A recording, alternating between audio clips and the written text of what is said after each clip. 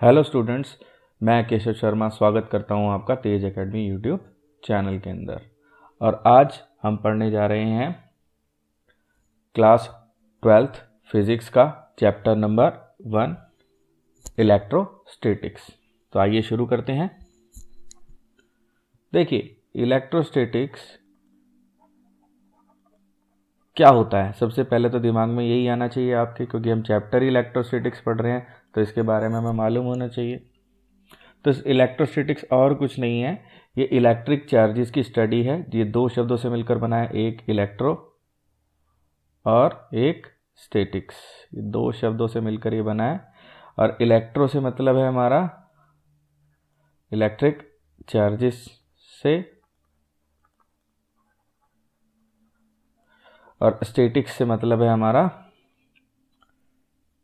जो कि रेस्ट पर है। तो study of electric charges at rest is known as electrostatics. Study of electric charges at rest is known as electrostatics. अब electrostatic के कुछ एग्जाम्पल देख लेते हैं, ठीक है। इसकी कहाँ कहाँ कुछ एप्लीकेशंस हो सकती हैं, टू बी प्रिसाइज एप्लीकेशंस बोल सकते हैं। तो आप देखेंगे कि जीरोक्स कॉपिंग मशीन के अंदर इसकी एप्लीकेशन है,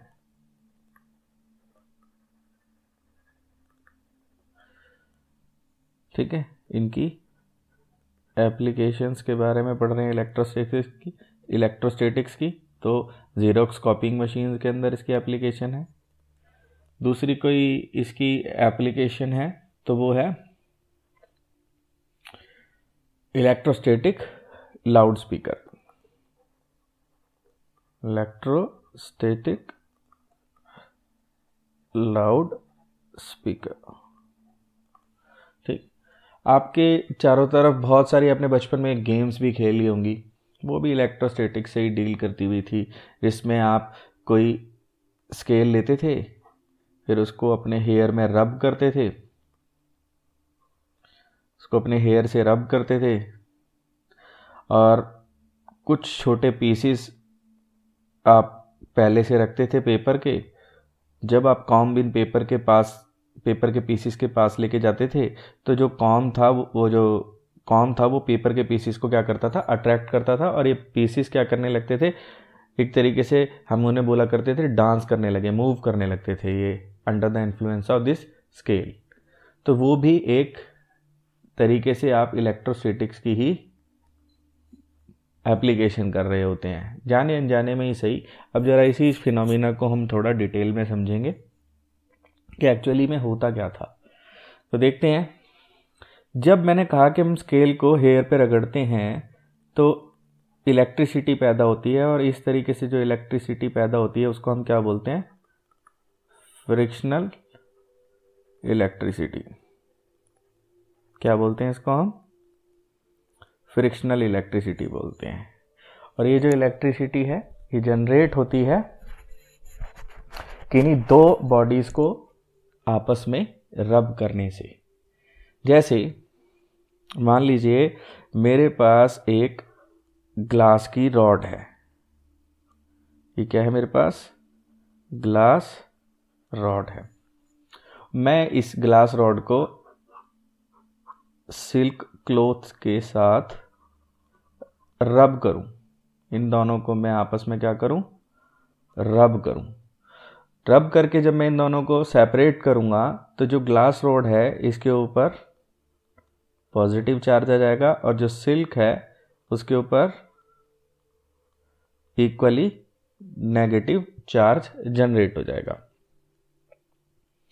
ये जो फ्रिक्शन से इलेक्ट्रिसिटी पैदा होती है इसी को फ्रिक्शनल इलेक्ट्रिसिटी कहते हैं। अब क्योंकि ये जो चार्ज ग्लास रॉड पे पैदा हुआ है या सिल्क क्लॉथ पे पैदा हुआ है, ये मूव नहीं करेगा, अब ये इस क्लॉथ पे ही रहेगा और ये इस ग्लास रॉड पे ही रहेगा, जब तक मैं इसे कहीं और टच ना कर दूं या इसको किसी और कोई इसके लिए कोई पाथ ना क्रिएट कर दूं मूव करने के लिए, जब तक ये यहीं रहेगा। इसीलिए ये भी एक तरीके का स्टैटिक चार्ज है। This charge is also static in nature. अब इसी कॉन्सेप्ट को थोड़ा सा और डीपली पढ़ते चले जाएंगे। अब देखते हैं कि कितने टाइप के चार्जेस होते हैं। मैंने जैसे पीछे बताया एक पे प्लस, ग्लास रॉड पे प्लस और सिल्क क्लॉथ पे माइनस चार्ज आएगा। तो बेसिकली 2 टाइप के चार्जेस होते हैं। There are 2 kinds of electric charges जो कि नेचर में अवेलेबल होते हैं। तो जो पहला टाइप होता है वो होता है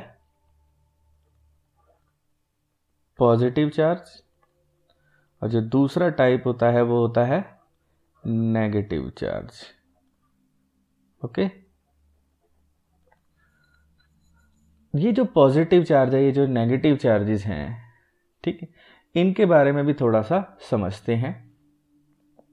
क्या इनको एक्सपेरिमेंटली प्रूव करा जा सकता है कि 2 तरीके के चार्ज होते हैं? हाँ, बहुत आसानी से प्रूव करा जा सकता है कि 2 तरीके के चार्ज हो सकते हैं। बहुत छोटे छोटे एक्सपेरिमेंट के जरिए प्रूव करा जा सकता है।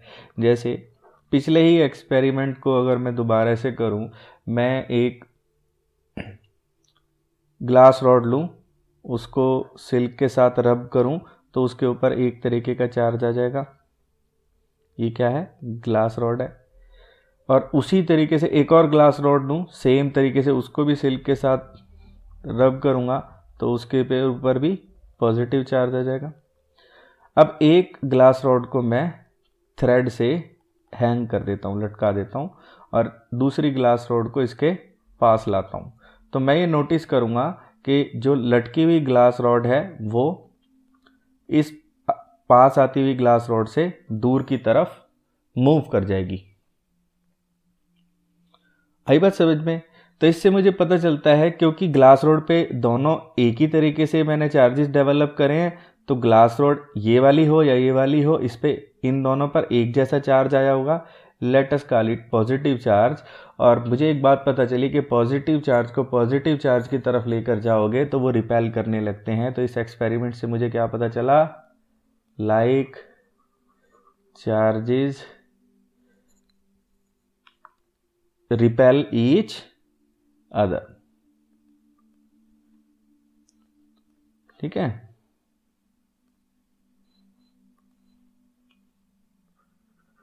Repel each other. अब मैं इसको दूसरे तरीके से भी प्रूव कर सकता हूं कि जो अनलाइक चार्जेस हैं वो अट्रैक्ट करते हैं। सिमिलर एक्सपेरिमेंट के जरिए मैं एक और मैं इधर ग्लास रॉड ले लेता हूं जिसके ऊपर पॉजिटिव चार्ज आता है, मान लेते हैं, और मैं दूसरी तरफ क्या ले लेता हूं? प्लास्टिक की रॉड ले लेता हूं। क्या ले लेता हूं? प्लास्टिक रॉड ले लेता हूं, और उस रॉड को मैं फ्लैनेल या कैट स्किन के साथ रब करके उसको हैंग कर देता हूं।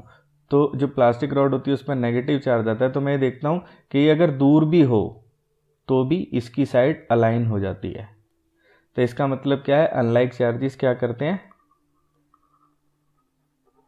अट्रैक्ट करते हैं एक दूसरे को। ओके,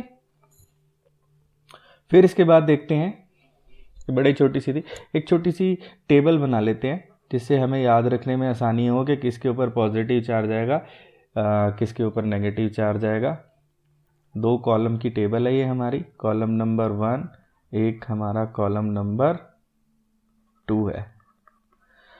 तो पहले में क्या आता है? ग्लास रॉड आती है, पॉजिटिव चार्ज के लिए है। ये वाली जो टेबल है वो किसके लिए है? पॉजिटिव चार्ज के लिए है। ये कॉलम 2 रिप्रेजेंट करता है जिन ऑब्जेक्ट्स के ऊपर नेगेटिव चार्ज आ जाएगा, यानी कि वो नेगेटिव चार्ज एक्वायर करेंगे। Let us separate it with a straight line so that it looks little bit tidy.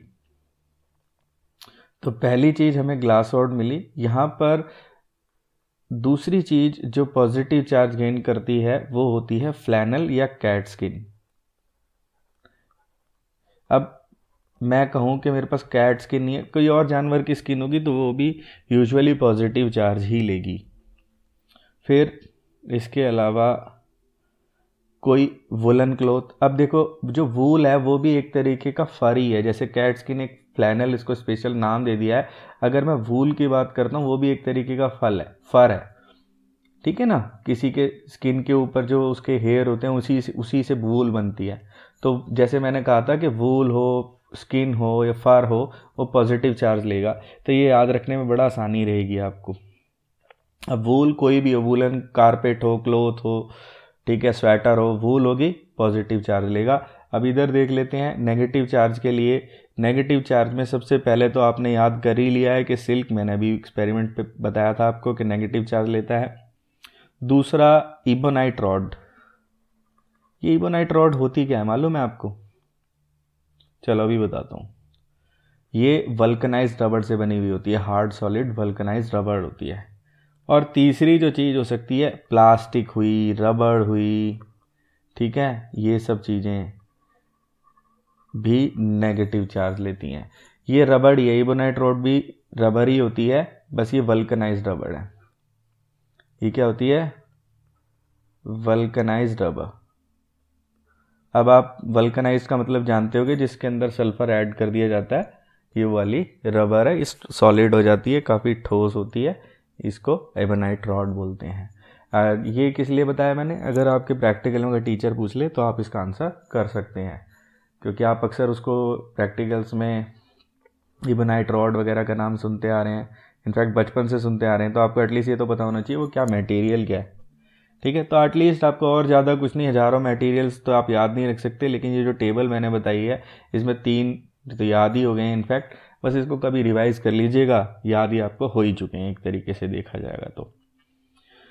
फिर इसके बाद बात करते हैं कि इलेक्ट्रोस्टैटिक इंडक्शन क्या चीज़ होती है।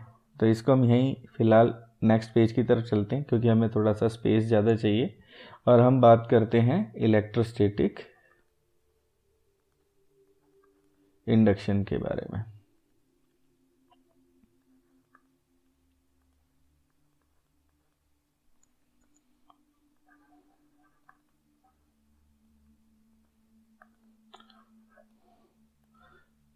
इलेक्ट्रोस्टैटिक इंडक्शन के बारे में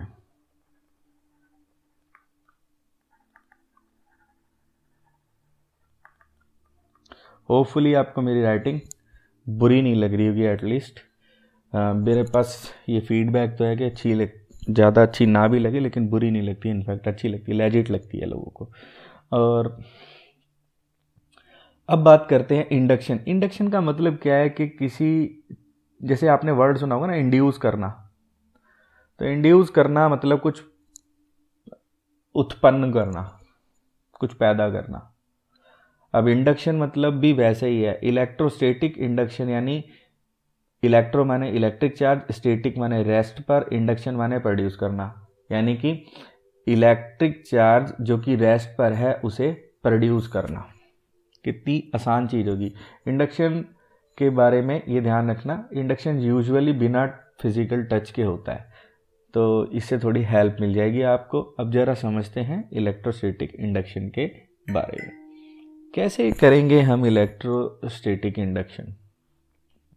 मान लीजिए मैं आपको ये कहता हूँ कि आप एक बॉडी है, एक मेटल स्फीयर है, उसको पॉजिटिवली चार्ज कर दीजिए या नेगेटिवली चार्ज कर दीजिए इंडक्शन के जरिए। तो कैसे करेंगे? मान लीजिए आप उसको क्या करना चाहते हैं, पॉजिटिव चार्ज ए बॉडी, ठीक है, करना चाहते हैं।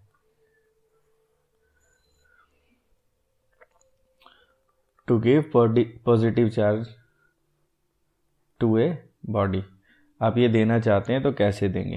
इंग्लिश को सही कर दे, तो ऐसे बस शॉर्ट फॉर्म में लिखना चाह रहा था, लेकिन दिल है कि मानता नहीं, मेरे से इंग्लिश गलत लिखी नहीं आती, बड़ी प्रॉब्लम होती है, और मतलब जितनी आती है उतनी तो दिल करता है कि सही लिख देता हूँ। अगर मुझे किसी बॉडी पे पॉजिटिव चार्ज देना है तो पहले मुझे उसे इंसुलेटिंग स्टैंड पे रखना पड़ेगा। मान लीजिए ये जो राउंड है ये बॉडी है, अगर मैं इसे इंसुलेटिंग स्टैंड पे नहीं दूंगा तो जो इस बॉडी पे चार्ज है वो अर्थ हो जाएगा, ज़मीन में चला जाएगा। तो इसे इंसुलेटिंग स्टैंड में रखो ताकि इस पे जो चार्ज कलेक्ट हो वो वेस्ट ना हो जाए, अर्थ ना हो जाए। फिर अब इसे पॉजिटिव चार्ज देना है तो वो कैसे दिया जाएगा थोड़ा सा देखते हैं। मैं एक प्लास्टिक की रॉड इस बॉडी के पास लाता हूँ जिस पर नेगेटिव चार्ज है। तो नेगेटिव चार्ज जब मैं इसके पास लाऊंगा, अब ये बात याद रखिए बॉडी न्यूट्रल है। अगर कोई बॉडी न्यूट्रल होगी तो न्यूट्रल का मतलब उसके अंदर जीरो चार्ज है। जीरो चार्ज कैसे है? न्यूट्रल का मतलब है जीरो चार्ज। जीरो चार्ज कैसे है? उसके पास +5 हो सकता है तो -5 चार्ज भी होगा। चार्ज की यूनिट कूलम होती है, अभी थोड़ी देर में हम देखेंगे। मान लेते हैं उसके पास +5 चार्ज है तो -5 भी होगा, तब जीरो बनेगा। अगर उसके पास -10 चार्ज है तो दूसरा क्या होगा? +10 भी होगा। यानी जितने इलेक्ट्रॉन है उतने पॉजिट्रॉन भी होंगे उसके पास। तो जब मैं माइनस चार्ज इधर लाऊंगा तो उसके अंदर जो चार्जेस हैं, इसमें हो सकता है 10 पॉजिटिव 10 नेगेटिव चार्ज हों, तो कुछ चार्जेस माइनस की तरफ अट्रैक्ट हो जाएंगे और ऑब्वियस सी बात है वो अपोजिट नेचर के होंगे। ठीक है, मान लीजिए कुछ प्लस चार्ज इधर की तरफ अरेंज हो गए। ऑब्वियस सी बात है जब मैं एक तरफ कुछ पॉजिटिव चार्ज अरेंज हो जाएंगे तो दूसरी तरफ दूसरे टाइप के चार्जेस की संख्या थोड़ी ज़्यादा हो जाएगी। अब मैं इस रॉड को यहीं पर हेल्ड करे रखता हूं, यानी इसको यहीं पास में ही रखता हूं इस प्लास्टिक रॉड को, और ये जो बॉडी है इसको क्या कर देता हूं, हल्के से एक साइड से अपोजिट साइड से अर्थ कर देता हूं, यानी कि ग्राउंड कर देता हूं। आई बात समझ में? तो जब मैं ग्राउंड करूंगा तो जो पॉजिटिव चार्ज है वो तो यहीं टिका रहेगा, लेकिन जो नेगेटिव चार्ज है वो अर्थ में चला जाएगा। ये पॉजिटिव चार्ज क्यों टिका रहा भाई? किसी के पास कोई आंसर हो? देखो ये पॉजिटिव चार्ज इसलिए टिका रहा क्योंकि ये जो प्लास्टिक की जो रॉड है इसके ऊपर जो नेगेटिव चार्ज है इसने इसको फोर्स लगा के अपने पास रोके रखा, अट्रैक्ट करके अपने पास रखा, इसको ग्राउंड होने नहीं दिया। फिर क्या होगा? देखो इन एरोस का ध्यान रखना, ये सीक्वेंस है, इधर से इसकी तरफ आए, फिर ये थर्ड डायग्राम मैं इधर नीचे बना रहा हूँ। थर्ड डायग्राम में मैंने क्या करना है,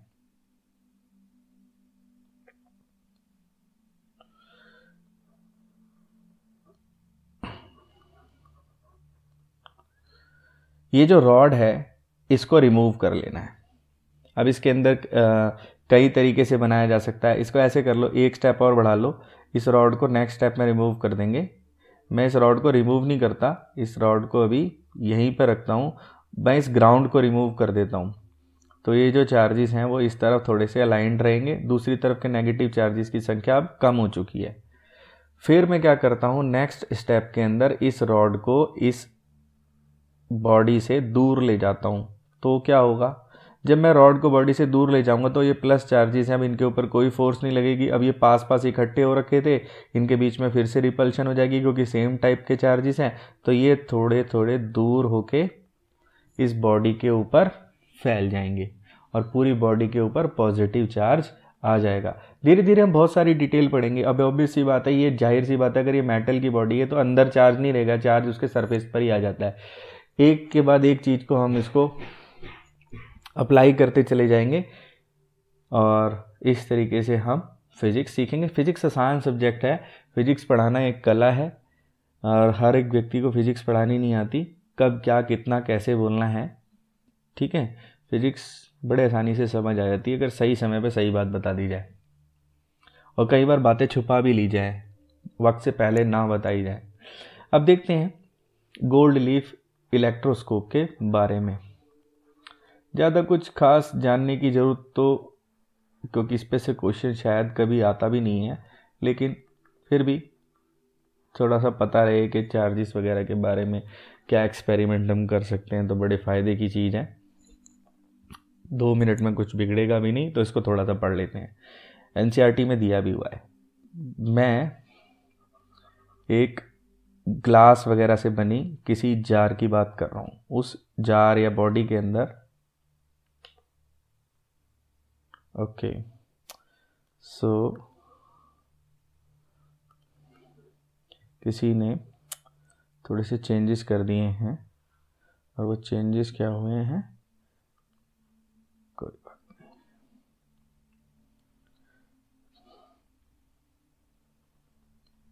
इसी तरीके से मेरे पास एक बॉडी है ग्लास की बनी हुई से, उस बॉडी के ऊपर मैंने यहाँ कॉर्क लगाई हुई है या कोई इंसुलेटिंग मटेरियल लगाया हुआ है, ठीक है। उस कॉर्क लिड या इंसुलेटिंग वुडन लिड या कोई भी और मटेरियल जो भी है इंसुलेटिंग मटेरियल है, उसके अंदर मैंने एक होल करा है और होल से मैंने एक मेटल की रॉड डाली हुई है, कंडक्टिंग रॉड है ये क्या है, कंडक्टिंग रॉड है, मेटल की होगी, कंडक्टिंग है तो और किसकी बनाएंगे।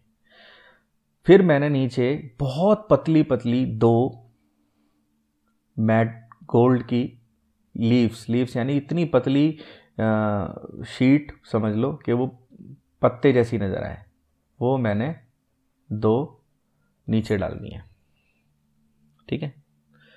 मैंने इसके इस एंड पे अटैच कर रखी थी। अब मैं अगर इस रॉड को पॉजिटिव चार्ज दे दूं तो ये पॉजिटिव चार्ज इस मेटल रॉड के ट्रांसफ़र होता हुआ आएगा और दोनों गोल्ड लीफ पे पॉजिटिव चार्ज हो जाएगा, इस पर भी पॉजिटिव हो जाएगा और इस वाली लीफ पर भी क्या हो जाएगा, पॉजिटिव, और ये दोनों एक दूसरे से रिपेल करके दूर हो जाएंगी। जितना मैं चार्ज देता जाऊंगा ये उतनी ही ज़्यादा स्ट्रांगली रिपेल करके एक दूसरे से और ज़्यादा स्ट्रांगली दूर होती चली जाएंगी।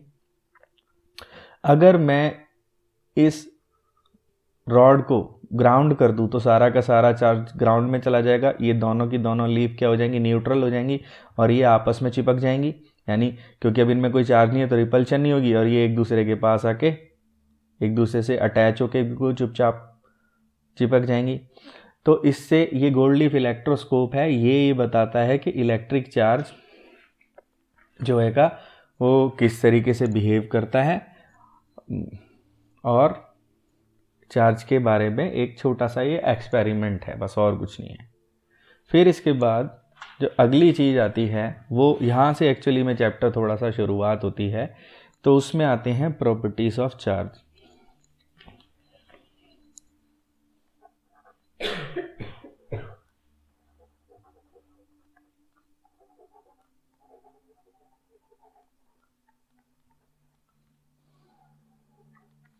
जो प्रॉपर्टीज ऑफ चार्ज की बात मैं कर रहा हूँ, इसमें से पहली प्रॉपर्टी आती है एडिटिविटी।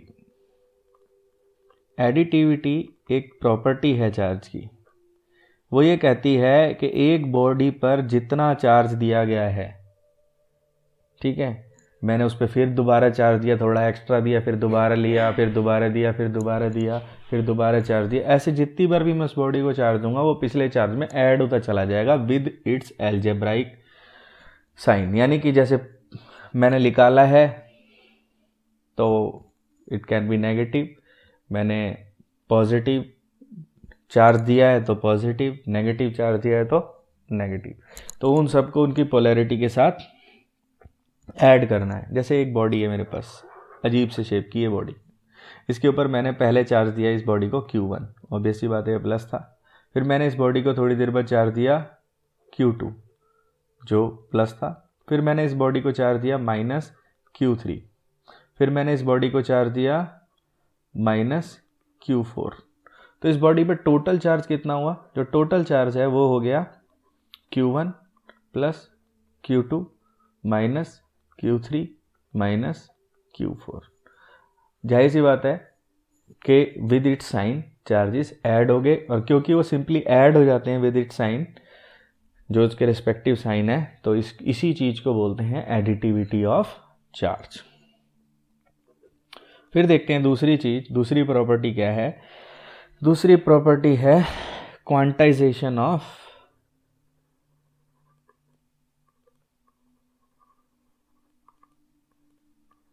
Electric charge.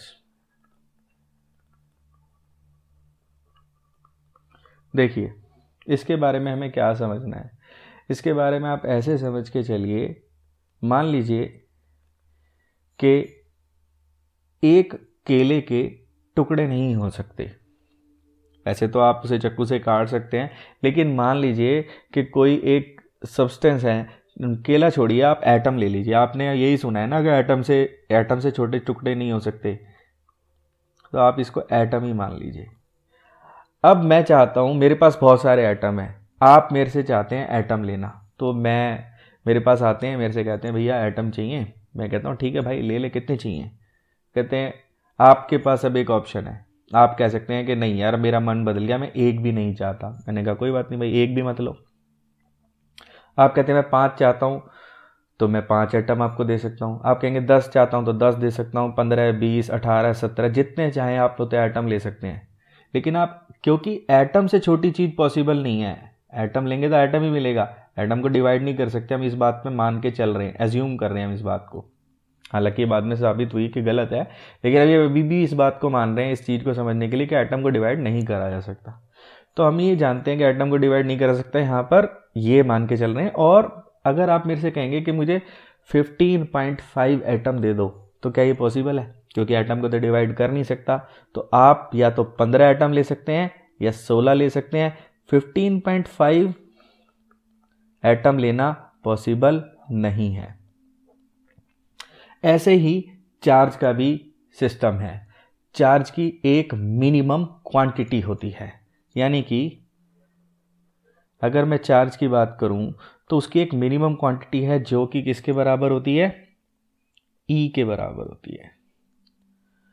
एक्चुअली में जो E है वो इलेक्ट्रॉन का चार्ज है, और इसको हम -E, यानी कि E की वैल्यू जो होती है वो -1.6 इंटू 10⁻⁻19 कूलम के बराबर मानते हैं।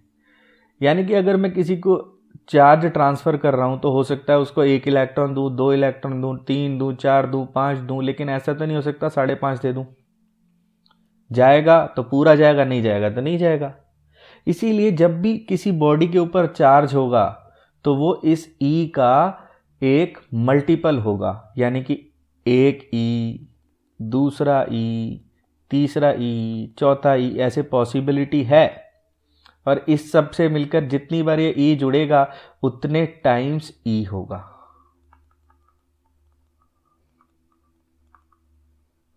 हो सकता है n की वैल्यू 0 ही हो, यानी एक भी ना हो, लेकिन होगा तो बिल्कुल नहीं होगा, अगर होगा तो फिर 1, 2, 3 टाइम्स ऑफ E ही होगा। इसको बोलते हैं क्वांटाइजेशन ऑफ चार्ज। एक फिक्स क्वांटिटी है, तो Q is equal to plus minus NE is quantization of charge, where n can have values of 0, 1, 2, 3 and so on till infinity. Clear है बात, समझ में आ गई? अब बात करते हैं उसकी तीसरी प्रॉपर्टी की, वो जो बहुत आसान प्रॉपर्टी और मेरी फेवरेट है, charge can neither be created nor be destroyed. Created nor be destroyed. देखो ये बात दिमाग में फिट रखना कि चार्ज ना पैदा होता है ना डिस्ट्रॉय होता है। अगर मेरी पास एक बॉडी है जिसके ऊपर आज की डेट में +1 कूलम चार्ज है, तो इसका मतलब ये है कि ये इससे पहले कैसी रही होगी? अर्लियर क्या होगा, इस बॉडी के ऊपर कोई चार्ज नहीं होगा, यानी ये न्यूट्रल रही होगी। न्यूट्रल का मतलब क्या था? इसके ऊपर जितने पॉजिटिव चार्जेस थे उतने ही नेगेटिव चार्जेस थे। +1 या +1 चार्ज कूलम के तो एक यूनिट हो गई, इसको फिलहाल यूनिट में हम ना कंफ्यूज नहीं करते। तो अगर मैं कहता हूँ कि इस पर +1 चार्ज है या सिर्फ प्लस चार्ज है इस पर एक, तो वो उसका रीज़न क्या हो सकता है? उसका रीज़न ये हो सकता है कि इस बॉडी के अंदर से एक कहीं से एक माइनस चार्ज इस बॉडी से बाहर गया है। जब ये बॉडी पहले न्यूट्रल थी तो इसमें से एक माइनस चार्ज या तो बाहर जा चला गया, कम हो गया, तो अब इस पर टोटल चार्ज कितना हुआ? 3 प्लस चार्जेस और 2 माइनस चार्जेस। तो ये कितना हो गया, 3 plus minus 2 is equal to total charge कितना हो गया, +1। तो ये मेरी बॉडी बन गई। तो इस तरीके से किसी बॉडी पे प्लस चार्ज आ सकता है। अब इस बात को ध्यान से देखूं तो इसमें भी वो कहेंगे कि सर इसमें तो ये जो चार्ज है ये डिस्ट्रॉय हो गया। भैया डिस्ट्रॉय नहीं हुआ, अगर ये कहीं गया है तो किसी ना किसी बॉडी पर ही गया होगा, जादू से गायब नहीं हुआ होगा, ये ग्राउंड हुआ होगा, धरती में चला गया होगा। ये चार्ज गायब नहीं हो सकता, डिस्ट्रॉय नहीं हो सकता, ये किसी ना किसी जगह मूव करेगा। और मैं अगर जिस जगह ये चार्ज गया है और जिस बॉडी से ये चार्ज गया है, मैं अगर इन दोनों के चार्जेस को ऐड करूं, इससे एक चार्ज इधर गया, ये माइनस चार्ज इसके ऊपर आ गया, इन सब का चार्ज ऐड करूं तो अभी भी बॉडी क्या रहेगी, न्यूट्रल। दोनों बॉडी से जो सिस्टम बनेगा वो अभी भी क्या रहेगा, न्यूट्रल ही रहेगा। क्लियर है बात। अब देखते हैं आगे की तरफ। अब कंजर्वेशन ऑफ चार्ज का एक एग्जांपल और ले लेते हैं, फिर देखते हैं एक्चुअली आगे की तरफ। तो एग्जांपल बड़ा सिंपल सा एग्जांपल, जितनी भी आज तक आपने केमिकल रिएक्शन लिखी हैं, केमिकल रिएक्शंस जो आपने आज तक लिखी हैं ना, उन सब के अंदर कंजर्वेशन ऑफ चार्ज लगा ही लगा है। जैसे NaCl gives Na plus Cl minus. अब इधर देखेंगे 1 + 1 - 0, यहाँ पर कितना चार्ज है NaCl पे, 0। दोनों बराबर चार्ज हो गया, LHS का चार्ज RHS के चार्ज के बराबर हो गया। तो ये एग्जांपल होता है कंजर्वेशन ऑफ चार्ज का।